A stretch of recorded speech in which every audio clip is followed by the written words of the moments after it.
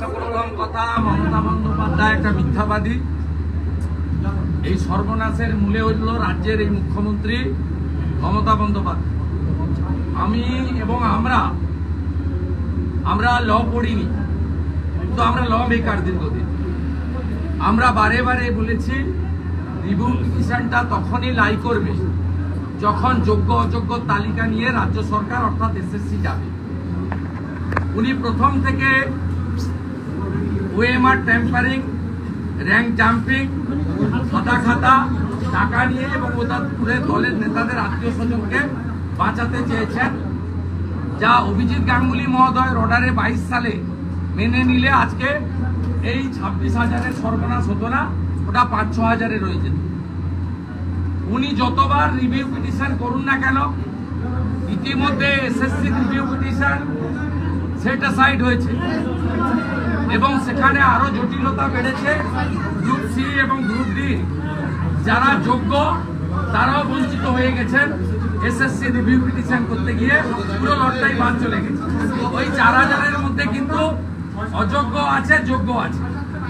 এটা একটা সর্বনাশ করেছেন। আবার দ্বিতীয় হচ্ছে সিম্পল রিভিউ পিটিশনে কিচ্ছু হবে না। বারে বারে সুপ্রিম কোর্টে যারা যাচ্ছেন ইন্ডিভিজুয়াল বা অ্যাগ্রিড পার্সন, যেই যাচ্ছেন সুপ্রিম কোর্ট বলছে অযোগ্য মানে অযোগ্য, আপনাদের পরীক্ষায় বসতে দেওয়া হবে না, বাড়ি চলে যান। আপনি মমতা বন্দ্যোপাধ্যায় নেতাজি ইন্ডোর স্টেডিয়ামে যে কথা বলেছিলেন, আজকে ডিগবাজি খেয়ে চোখ পাল্টি করে তিনি আজকে অন্য কথা বললেন। অসত্য বা হত ইতি গজ।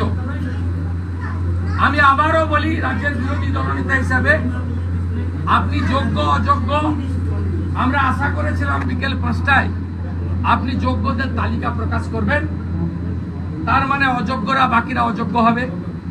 এবং আপনি আপনার এসএসসি, আপনার রাজ্য সরকার যদি সিবিআই মেহনতে গাজিয়াবাদ থেকে আপনারা যে উড়িয়ে দিয়েছিলেন হার্ড ডিস্ক এবং ওএমআর উদ্ধার করে দিয়েছে, সেই যোগ্য তালিকা নিয়ে রিভিউতে যান। আমার বিশ্বাস সুপ্রিম কোর্ট সহানুভূতির সঙ্গে দেখতে পারেন।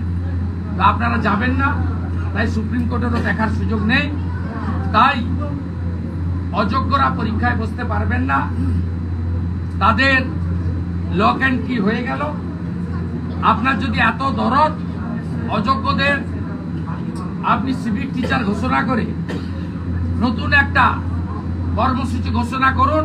আমি আপনাকে নাম দিচ্ছি চৌর্যশ্রী। আপনি অনেক শ্রী এনেছেন, আরেকটা চৌর্যশ্রী প্রোগ্রাম এনে 25,000, 30,000, 20,000 যা দিতে চান মাসে মাসে এদেরকে দিয়ে দিন। স্কিমটার নাম দিন চৌর্যশ্রী, মানে চৌর্যবৃত্তি। চৌর্যশ্রী নামে একটা স্কিম চালু করে দেন। আর বাকি যারা পরীক্ষায় বসতে পারবে তাদেরকেও কি পরিণতি হবে আমরা কেউ জানি না। আমরা তাদের চাকরি থাকুক চাই, কিন্তু তাদের চাকরি রাখতে গেলে এখন যে পরিস্থিতি, পরীক্ষায় তাদের বুঝতে হবে। এবং আগে ওএমআর এর খাতা বিক্রি করেছে, এবারে তৃণমূলের চোরেরা প্রশ্ন বিক্রি করবে। ও ভোটের আগে আরো কয়েকশো কোটি টাকা তুলবে 2026-এ অবৈধভাবে ভোটে জেতার জন্য। তাই এটা একটা দিক। আরেকটা মারাত্মক অপরাধ রাজ্যের মুখ্যমন্ত্রী করেছেন।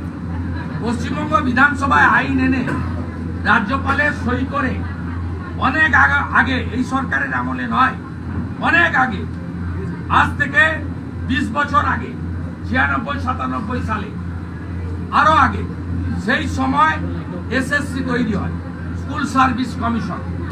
স্কুল সার্ভিস কমিশনকে রাজ্য বিধানসভা অটোনমাস বডি হিসাবে স্বীকৃতি দেয় এবং তারা নিজস্ব বিধানসভা থেকে তৈরি করা রুল অনুযায়ী তারা সমগ্র শিক্ষক শিক্ষিকা নিয়োগ করবেন। পরবর্তীকালে শিক্ষাকর্মীদের সঙ্গে যুক্ত হয়, যেটা ম্যানেজিং কমিটির হাতে ছিল। তাই আজকে এসএসসির অর্ডার, সুপ্রিম কোর্টের অর্ডার এসএসসির উপরে। এসএসসি তার চেয়ারম্যান নিশ্চিতভাবে মারা যায়নি, তার নাম অধ্যাপক সিদ্ধার্থ মজুমদার। তার সচিব আছে WBCS অফিসার। আজকে তারা ঘোষণা করলেন না যে কবে নাম নথিভুক্ত করতে হবে। আপনি এসএসসির কে, অর্ডার তো এসএসসির উপরে। আপনি আজকেও সুপ্রিম কোর্টকে বুড়া আঙুল দেখালেন, বিচার ব্যবস্থাকে আপনি হেয় প্রতিপন্ন করলেন এবং সুপ্রিম কোর্ট অবমাননার দায়ে আপনি যুক্ত হলেন। আপনি বললেন 31 মের মধ্যে নাম নথিভুক্ত করুন। আপনি বললেন পরীক্ষার পরে 15 নভেম্বর রেজাল্ট বেরোবে, 20 নভেম্বর থেকে কাউন্সিলিং হবে। আপনি বলার কে? হরিদাস পাল। এটা তো এসএসসির বলার কথা। এসএসসি যে অটোনমাস ইন্ডিপেন্ডেন্ট বডি, এসএসসির উপরে সুপ্রিম কোর্টের অর্ডার। এসএসসির চেয়ারম্যান আছেন, সেক্রেটারি আছেন, তার আলাদা অফিস। আপনি কে বলা? আপনি মুখ্যমন্ত্রী হিসেবে এসএসসি কে পরামর্শ দিতে পারেন, আপনার কোনো অধিকার নেই এই বিজ্ঞপ্তি জারি করা। এবং দুর্ভাগ্যজনক হলেও সত্যি, আমি 4 বছর মন্ত্রী ছিলাম। আমার অভিজ্ঞতায় আমি যখন হারি এই দল বলেছি, অল আর ল্যাম্প পোস্ট, একটাই পোস্ট, দ্যাট ইজ মমতা ব্যানার্জির পোস্ট, পিসির পোস্ট। আজকে ব্রাত্য বসু একজন অধ্যাপক, নাট্য ব্যক্তিত্ব, তাকেও আজকে ভৃত্য বসু বলে আমরা বলি, তাকেও আজকে পুরো শিক্ষার ব্যবস্থা থেকে আউট করে দিলেন। তিনি পিকচারে নেই।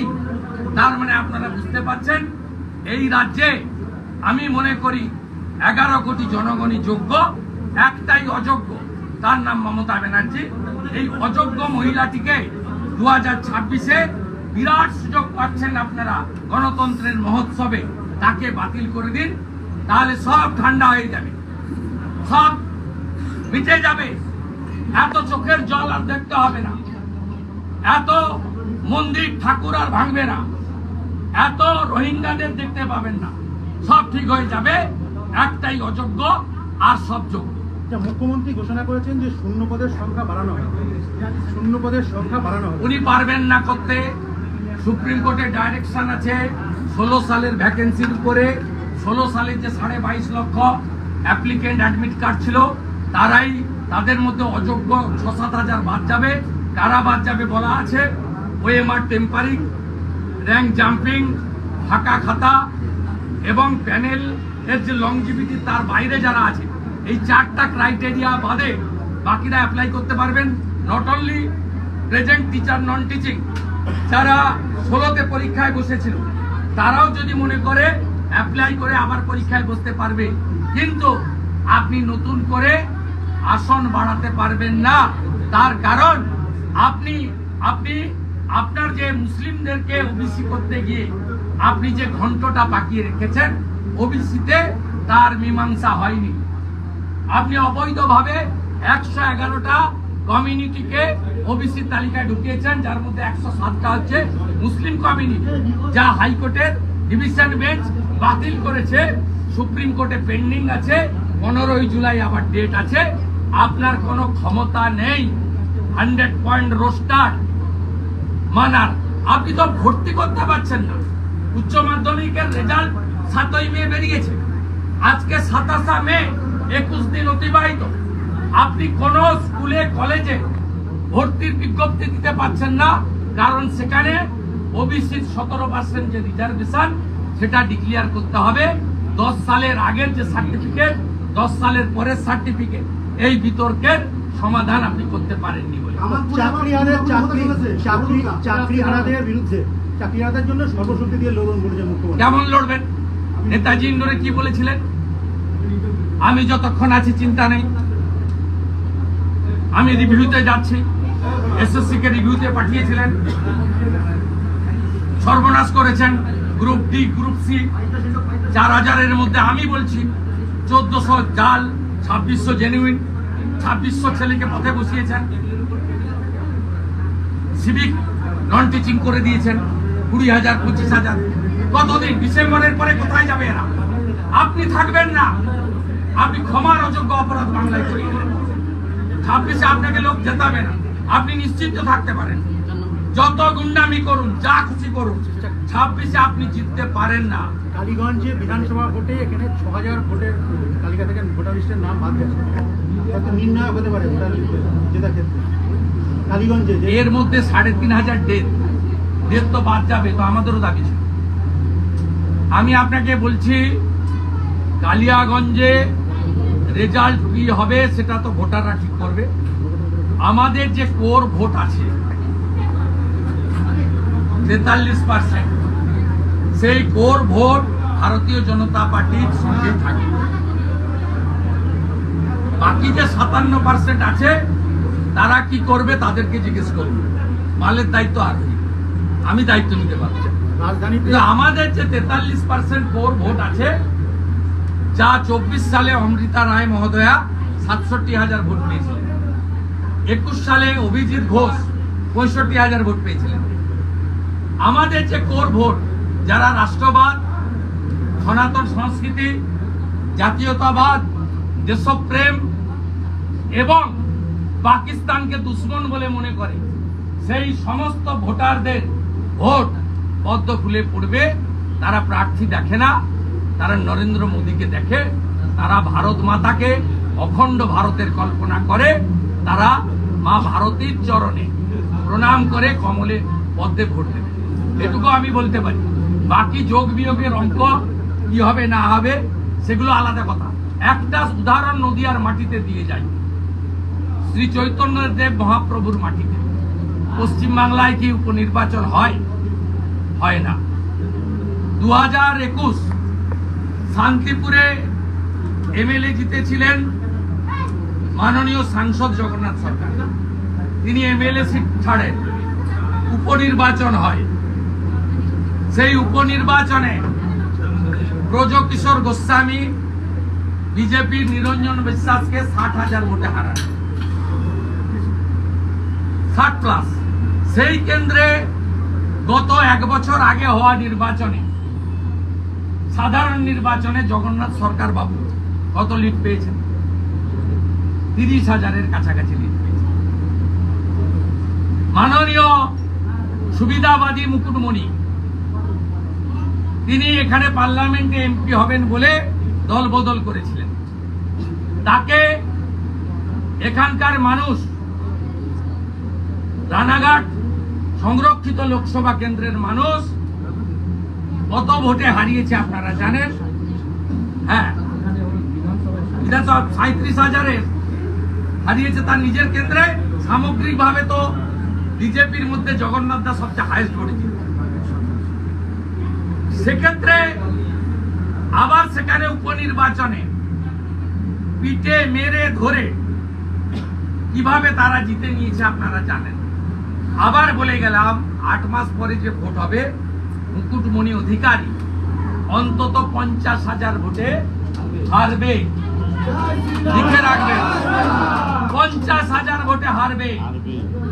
আমি তো ১ কোটি টাকা বাজি ধরতে রাজি আছি, আপনার ক্ষমতা অনুযায়ী আপনি ধরুন। আমি ১ কোটি টাকা বাজি ধরতে রাজি আছি। ৫০,০০০ ভোটে মুকুটমণি অধিকারী সাধারণ নির্বাচনে হারবে। তাই বাই ইলেকশনের চর্চা কম করুন, ২৬-এর চর্চা বেশি করে। রাজধানীতে তৃণমূল সাংসদদের জরুরি বৈঠক, দলীয় সাংসদদের থাকতে নির্দেশ। কি কারণে? রাজধানী আবার কোথায়? তৃণমূল তো আঞ্চলিক দল, তাদের তো রাজধানী কলকাতা। তৃণমূল কংগ্রেস তো ন্যাশনাল পার্টি নয়। আপনি বলুন ভারতের রাজধানী, ভারতবর্ষের রাজধানীতে দিল্লি। তৃণমূল কংগ্রেস আর অল ইন্ডিয়া ফরওয়ার্ড ব্লক দুটোই হচ্ছে স্টেট পার্টি, এটা ন্যাশনাল পার্টি নয়। কামালপুরে আবার পদযাত্রা হতে চলেছে, কামালপুরে আবার পদযাত্রা হতে চলেছে, কি বলতে চান? এখান থেকে বাড়ির পাশে কামালপুর, সেখানে পদযাত্রা আবার হতে চলেছে। এটা কৃষি ভাইপোর নিজেদের খাপের জন্য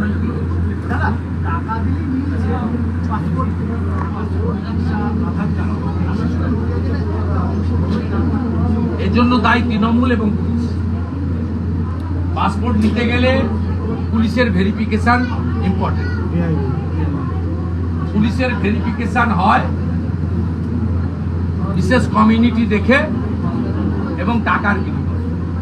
স্বাভাবিকভাবে পাসপোর্ট অথরিটির চেকিং এর সুযোগ নেই, তাদের ইনফ্রাস্ট্রাকচার থানা লেভেলে নেই। থানা লেভেলে পুলিশের উপর তারা ডিপেন্ড করে। এই জন্যই এই সরকারটাকে তুলে ফেলে দেওয়া উচিত। অসমে হেমন্ত বিশ্ব শর্মা যেমন করছেন, মহারাষ্ট্রে দেবেন্দ্র ফাডনবিস যেমন করছেন, গুজরাটে ভারতীয় জনতা পার্টির সরকার যেমন করছেন, ঠিক এমনই ভাবে এমন একটা রাষ্ট্রবাদী সরকার এখানে আনুন যারা হিন্দু শরণার্থীদের আশ্রয় দেবে, উদ্বাস্তু ধর্মীয় উৎপীড়নের কারণে তারা বাংলাদেশ ছাড়ছেন, আর রোহিঙ্গা মুসলমান অনুপ্রবেশকারীদের চিহ্নিত করে গুজরাট, মহারাষ্ট্র, উত্তরপ্রদেশ, দিল্লি, আসাম যে ব্যবস্থা নিচ্ছে সেই ব্যবস্থা চলুন। আর করা পারিবারিক কারণে কলকাতায় এসেছিলেন, মমতাবাবুর সাথে দেখা করলেন, কি বলবেন? একটাই কোশ্চেন ছিল, লালু প্রসাদ যাদব আমাদের সাথে দেখা করেছেন, কি বলবেন? লালু প্রসাদ যাদব না না, ব্যক্তিগত বলবো না। ব্যক্তিগত ওনার একটা নাতি জন্মগ্রহণ করেছেন, এটা নিয়ে কি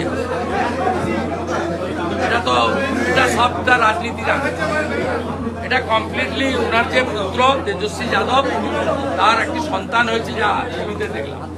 এটা কমপ্লিটলি একটা ব্যক্তিগত বিষয়, সৌজন্যের বিষয়। এটা নিয়ে রাজনীতির বক্তব্য